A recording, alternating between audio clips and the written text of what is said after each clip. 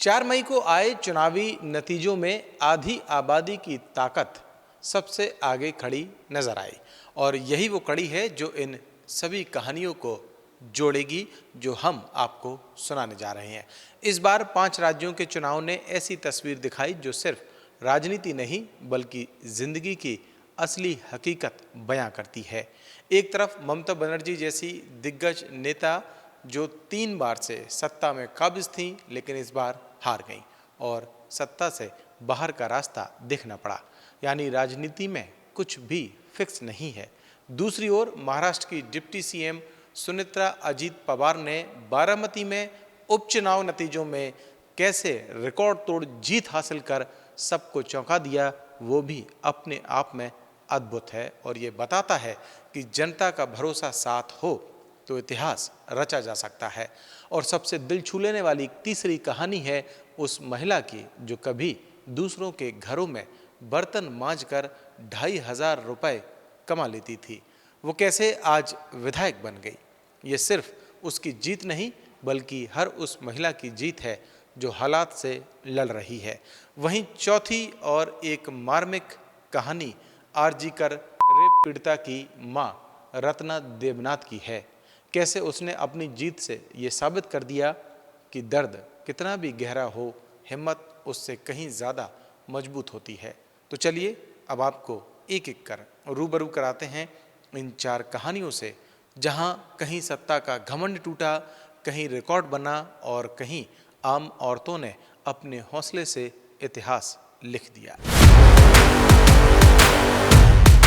सबसे पहले रुख करते हैं पश्चिम बंगाल का, जहां करीब 15 साल से सत्ता की कमान संभाल रही ममता बनर्जी को इस बार बड़ा झटका लगा।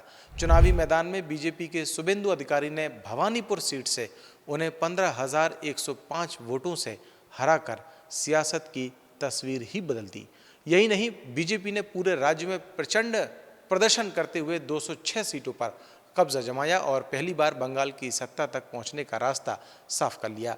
वहीं टीएमसी 81 सीटों पर सिमट गई, यानी जिस किले को अजय माना जाता रहा था वो इस बार पूरी तरह ढह गया। सबसे बड़ी बात ये कि जो ममता का किला अजय था, लेकिन सवाल ये है कि 15 साल तक लगातार सत्ता में रहने वाली ममता बनर्जी की पार्टी आखिर इस बार क्यों पिछड़ गई। इसको लेकर खूब चर्चा है और जो तस्वीर अभी तक सामने आई है उसमें हार की 4 बड़ी वजहें मानी जा रही हैं। सबसे पहला मुद्दा महिला सुरक्षा। कभी टीएमसी का सबसे मजबूत वोट बैंक रही महिलाओं का भरोसा इस बार डगमगाता दिखा। माना जा रहा है कि सुरक्षा जैसे मुद्दों पर लोगों की नाराजगी पार्टी को भारी पड़ गई। दूसरा, एसआईआर फैक्टर। मतदाता सूची के गहन पुनरीक्षण में 90 लाख से ज्यादा नाम हटे। इसका सबसे बड़ा झटका टीएमसी को ही माना जा रहा है। तीसरा, हिंदू वोटों का ध्रुवीकरण। अब तक मुस्लिम वोट बड़े पैमाने पर टीएमसी के साथ रहे, लेकिन इस बार इसके उलट हिंदू वोट एकजुट होते नजर आए और इसका सीधा फायदा बीजेपी को मिला। और चौथा, केंद्रीय बलों की भारी तैनाती। टीएमसी लगातार आरोप लगाती रही कि बीजेपी ने केंद्रीय एजेंसियों और बलों का इस्तेमाल किया, लेकिन जमीन पर इसका असर ये हुआ कि चुनाव पहले से ज़्यादा सख्ती और नियंत्रण में हुआ। यानी साफ है कि इन 4 फैक्टर ने बंगाल की सियासत की पूरी दिशा ही बदल दी। बंगाल की सियासी उठापटक के बाद अब कहानी का रुख करते हैं महाराष्ट्र की तरफ, जहां तस्वीर बिल्कुल उलट नजर आई। यहां हार नहीं बल्कि रिकॉर्ड तोड़ जीत की गूंज सुनाई दी। महाराष्ट्र में डिप्टी सीएम सुनेत्रा अजीत पवार ने बारामती विधानसभा उपचुनाव में ऐतिहासिक जीत दर्ज की, जिसने आंकड़ों के मायने ही बदल दिए। उन्हें 2,18,969 वोट मिले, जबकि उनके करीबी प्रतिद्वंदी आरवाई घुटुकड़े महज 935 वोट पर ही सिमट गए। यानी जीत का अंतर रहा 2,18,034, जो अब तक का देश में सबसे बड़ा विधानसभा जीत का रिकॉर्ड बन गया। पहले ये रिकॉर्ड भाजपा के सुनील शर्मा के नाम था। पवार परिवार के अभेद्य गढ़ के रूप में माना जाने वाला बारामती निर्वाचन क्षेत्र पूर्व उप मुख्यमंत्री अजीत पवार के विमान दुर्घटना में निधन के बाद खाली हो गया था। सुनेत्रा ने सोशल मीडिया एक्स पर पोस्ट कर अपनी ये जीत अजीत पवार को समर्पित की है।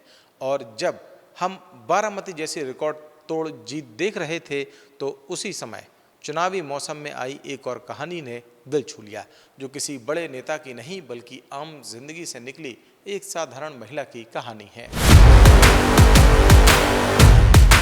पश्चिम बंगाल के औसग्राम विधानसभा से कलिता माझी की कहानी बिल्कुल अलग है। कभी जो महिला दूसरों के घरों में बर्तन मांजती थी, फर्श साफ करती थी और महीने के मुश्किल से 2,500 रुपए कमा पाती थी, आज वो महिला विधायक बनकर विधानसभा पहुंच गई है। बीजेपी ने उन्हें उम्मीदवार बनाया और जनता ने भी भरोसा जताते हुए 12,535 वोटों के बड़े अंतर से जीत दिला दी। कलिता माझी ने टीएमसी के श्यामा प्रसन्ना लाहौर को हराकर ये साबित कर दिया कि राजनीति सिर्फ बड़े नामों या बड़े पैसों की मोहताज नहीं होती। उन्होंने घर घर जाकर खुद प्रचार किया, लोगों से सीधे जुड़ी और आखिर में वही मेहनत उनकी रंग लाई और सबसे बड़ी ताकत बन गई। और इसी लोकतंत्र की असली तस्वीर को आगे बढ़ाते हुए अब बात करते हैं आखिरी और सबसे भावनात्मक कहानी की, जहां चुनाव सिर्फ सत्ता का खेल नहीं बल्कि जज्बात और न्याय की लड़ाई बन गया। बनिहाटी सीट पर इस बार सबकी निगाहें टिकी थीं, जहां आरजी कर रेप पीड़िता की मां रत्ना देवनाथ मैदान में थीं। इस मुकाबले में उन्होंने शानदार प्रदर्शन करते हुए टीएमसी के तीर्थंकर घोष को 28,836 वोट के बड़े अंतर से हरा दिया। ये जीत सिर्फ राजनीतिक नहीं बल्कि इसके पीछे एक गहरा भावनात्मक संदेश भी जुड़ा था। रत्ना देवनाथ ने इस पूरे चुनाव को सिर्फ विकास या राजनीति का मुद्दा नहीं बनाया बल्कि न्याय, महिला सुरक्षा और कानून व्यवस्था जैसे सवालों को सबसे आगे रखा। प्रचार के दौरान उन्होंने अपनी पीड़ा भी लोगों के सामने रखी और यही बात जनता से सीधे जुड़ गई।